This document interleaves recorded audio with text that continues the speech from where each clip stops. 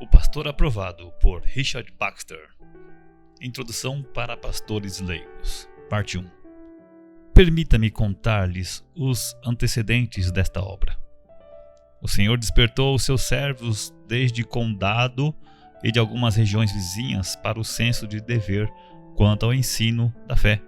Depois de se terem proposto consumar esse objetivo com o catecismo, isto é, com certo interrogatório acerca dos princípios da religião e com introdução particular de todos nos respectivos campos de trabalho pastoral, fizeram um acordo. O acordo era que cada um iria, no futuro, catequizar os membros de sua igreja com um profundo sentimento de humildade diante de Deus e com atitude de arrependimento por ter negligenciado essa prática por tanto tempo. Estes servos de Deus se reuniram em Worcester em 4 de dezembro de 1655 para orarem fervorosamente com essas 3 súplicas: o perdão por sua negligência anterior, a ajuda especial de Deus na obra que agora se comprometiam a empreender e o sucesso no ensino renovado dos seus membros das suas igrejas. Foi para esta ocasião solene que preparei esta obra, visto que não pude comparecer pessoalmente por motivo de enfermidade. Para o pastor. Talvez vocês questionem o fato de eu falar tão francamente quanto os pecados que se acham no ministério. Alguns dizem que eu não devia publicar isto diante de todo mundo. Confesso que há uma certa validade nessa objeção.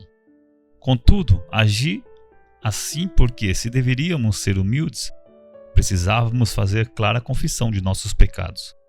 Devíamos confessar também os nossos pecados pessoais e, deste modo, trazer vergonha sobre nós mesmos.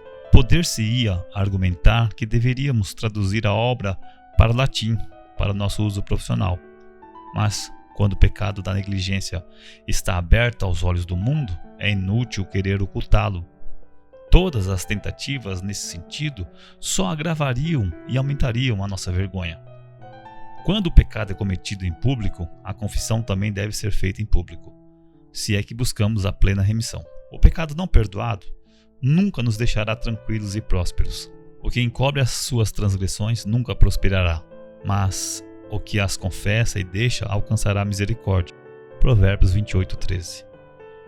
São muitos os que se engajam na sagrada obra do ministério obstinadamente, caracterizados pelo interesse próprio, pela negligência, pelo orgulho, pelo divisionismo e outros pecados.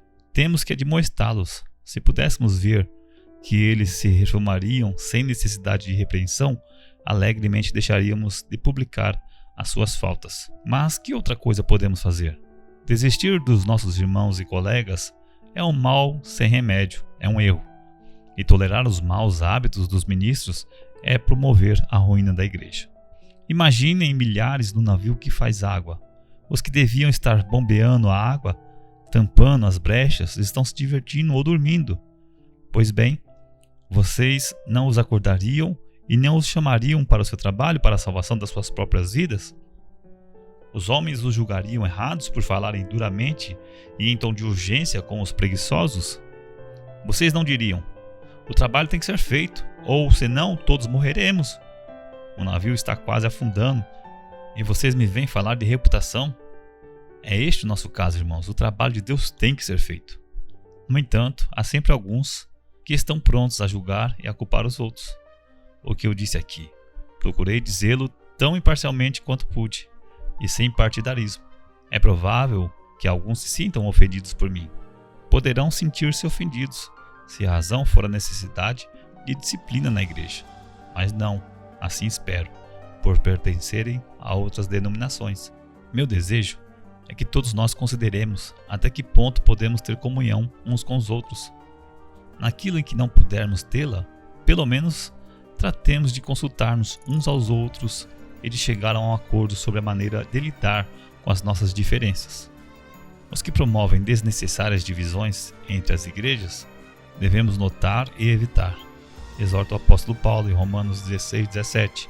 A estes ele chama de carnais, 1 Coríntios 3:1-3. O primeiro principal ponto que submeto à sua apreciação é que constitui um inquestionável dever de todos os ministros da igreja, catequizar e ensinar pessoalmente todos que são entregues aos seus cuidados. Isso significa 6 coisas. Primeiro, devemos ensinar às pessoas os princípios da religião e os assuntos essenciais da salvação. Segundo, devemos ensinar-lhes estes princípios da maneira mais edificante e benéfica possível.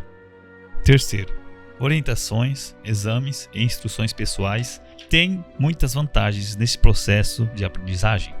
Quarto, a instrução pessoal é-nos recomendada pelas Escrituras e pelos servos de Cristo de todas as épocas. 5. Desde que os nossos cuidados e o amor pelo nosso povo deve estender-se a todos, precisamos catequizar e ensinar todos os membros da nossa congregação. 6. Essa obra realizada corretamente tomará considerável parte do nosso tempo. Portanto, rogo a todos os fiéis, ministros de Cristo, que, imediata e efetivamente, ponham em execução tal ministério. Rogo isso porque confesso e sei, por experiência, que esse trabalho efetuará uma reforma e um avivamento da fé, pela graça de Deus. Pergunto a mim mesmo, por que demorei tanto a cumprir um dever tão óbvio e tão vital? Mas isso me sucedeu como sucede a outros, suponho. Fazia tempo que eu estava convencido do seu valor, porém eu ficava apreensivo em face às dificuldades. Eu não via com bastante clareza quão importante era. Imaginava que, com desdém, as pessoas não queriam envolver-se nisso e que bem poucos o desejariam. Além disso, não me julgava capaz de fazê-lo, com tantos outros fardos que pesavam sobre mim. Assim procrastinei durante muito tempo, pelo que agora peço perdão a Deus. Quando tentei ministrar catequese e ensino aos que estavam sob os meus cuidados, vi que as dificuldades em que eu pensava quase não existiam, a não ser as minhas doentias condições de saúde. Ao contrário, vi que os benefícios e fortalecimentos propiciados por essa obra eram tais que doravante eu não deixaria de fazê-la, nem por tais riquezas do mundo. Não me atrevo a prescrever regras ou formas para vocês, nem animá-los a usar o mesmo catecismo ou as mesmas exortações que usamos. Mas deixe-me dizer-lhes o que eu faço em meu campo de trabalho.